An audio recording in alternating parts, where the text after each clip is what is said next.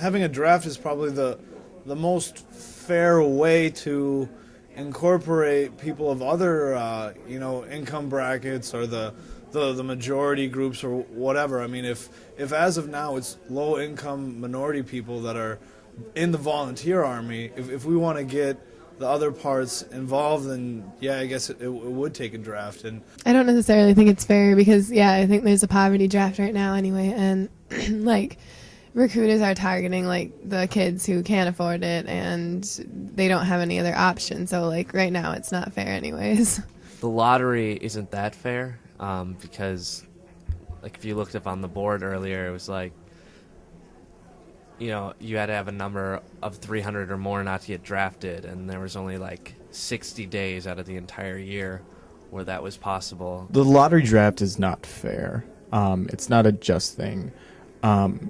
It's sort of like comparing apples and oranges, because for one thing, you have people that are dragged into a war that they have no incentive for, they have no ties, and they are just being forced to fight. Not even just forced to fight, but stand there and hold a gun, and then hopefully they come out of it safe.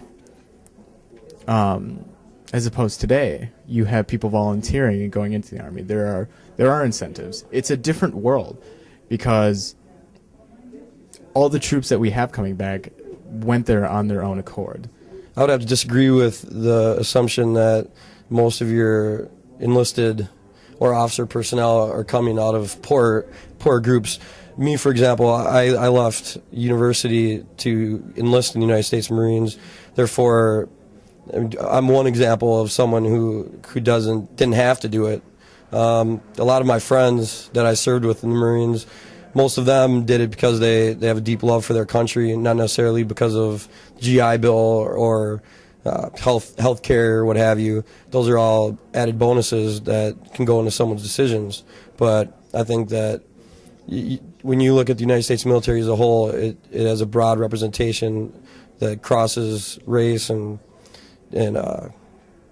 socioeconomic backgrounds and all that. I think even with the lottery draft, you have, most of the people being drafted are still poor or from minority groups. The rich and powerful get out of it. That was the case in Vietnam, and that would be the case today. So I don't buy the stuff that's being peddled about how if they brought back the draft, it would suddenly be more equal. Actually, it would just give them more bodies to go and fight wars of oppression and exploitation and bombing poor people around the globe. And that's why I oppose it. The military waves this $30,000 in front of you, and it's like, that's my chance to go to college. That's my chance to make something of myself, because they convince you that otherwise you're going to be nothing because of your background.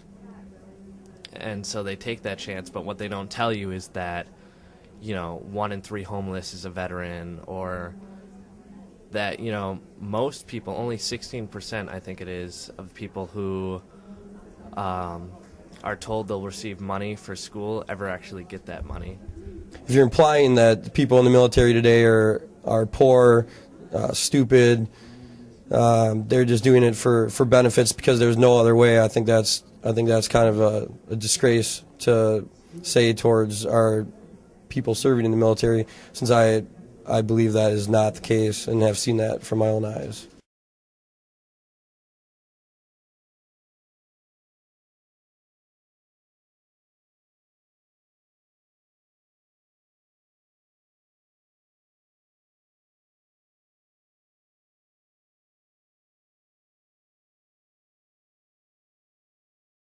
From a purely practical perspective, I think it undermines the morale of the actual military personnel, which can't be a good thing functionally as far as the military goes.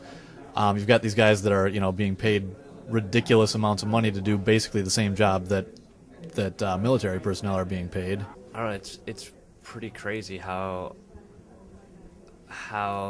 like much shady stuff is going on about this war, and that we just don't know about. A lot of people don't know about it. Maybe if they did know about it, maybe there would be more people here today. Maybe there would be more people coming to speak out against the war.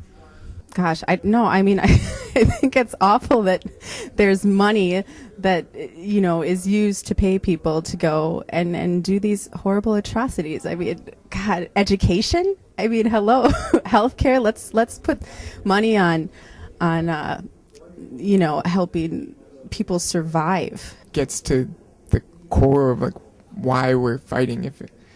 I think it's just incredibly suggestive. Like, if it is a private company doing the fighting, their interests are completely different. I feel that's at that point you're not even fighting a war, and sort of like then you start building new definitions of what we're actually doing over there, and then it complicates things even more. It sort of like finds loopholes for us to protect our own special interests, and like we're protecting corporations. There was a time in this country's history not that long ago, within the lifetime of people alive today, where war profiteering was considered a horrible thing. And you never, I mean, that's what's going on here. It's war profiteering, and people don't even seem to understand that that's a bad thing anymore. It's not a dirty word like it used to be. I know firsthand about Blackwater. I've dealt with them in Iraq and several different deployments.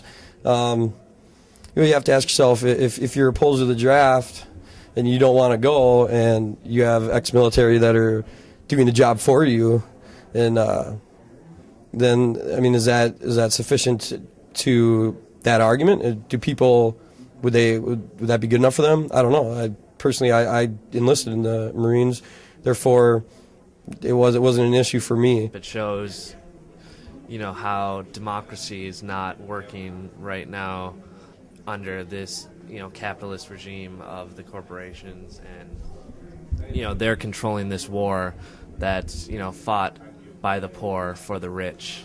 It's like we're not fighting for democracy at all. Democracy is an idea. We're fighting over physical materials. We're fighting over land. We're fighting over cities.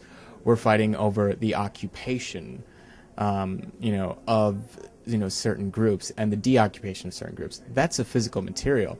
That's not democracy. Democracy is an abstract thing. It's an idea. It's a belief.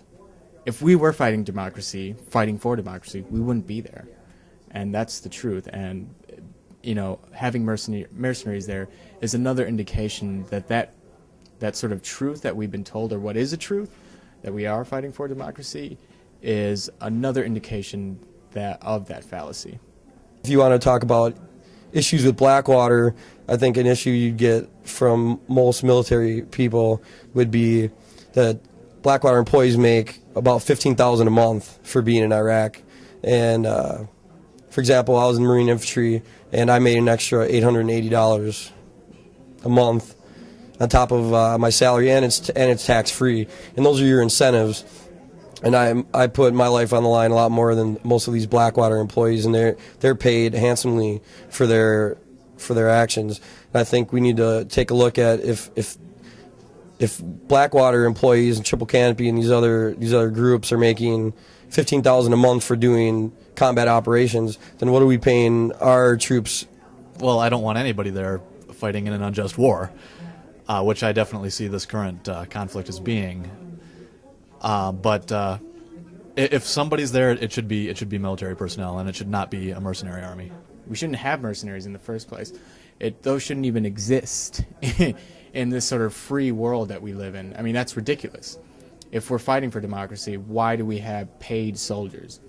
That's something that's archaic. We need to look at what people are making at Blackwater and ask, are they doing that much more difficult or better of a job than a PFC in the United States Marines? And if not, then why is the Blackwater employee making 12, 13 times more per month?